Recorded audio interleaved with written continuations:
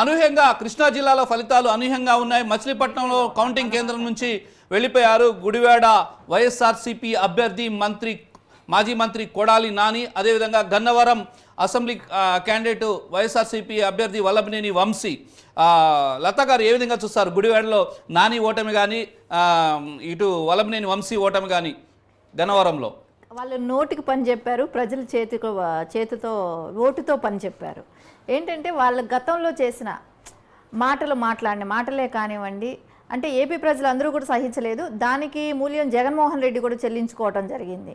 ఎందుకంటే ఒక అసెంబ్లీలో లేని ఒక వ్యక్తిని గురించి ఆ రోజు మాట్లాడటమే కానివ్వండి, అంటే ఎప్పుడు రాజకీయాలకి అతీతంగా అంటే 40 సంవత్సరాలు నారా చంద్రబాబు నాయుడు గారికి రాజకీయంలో అనుభవం ఉన్న వ్యక్తి అయినా కానివ్వండి, ఆయన 14 సంవత్సరాలు సీఎంగా ఉన్నప్పుడే కానీ ఏ రోజు కూడా భువనేశ్వర్ గారు రాజకీయాల గురించి మాట్లాడలేదు. దాని గురించి ఎప్పుడు కూడా ఎక్కడా చర్చించలేదు. సో నిజం గెలవాలని యాత్ర చేసినప్పుడు కూడా అక్కడ కూడా ఎప్పుడు అపోజిషన్ కూడా విమర్శించలేదు.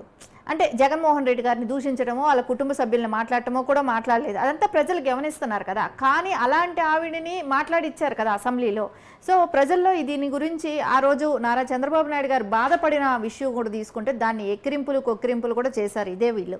అంటే ఇదే రోజా కానివ్వండి,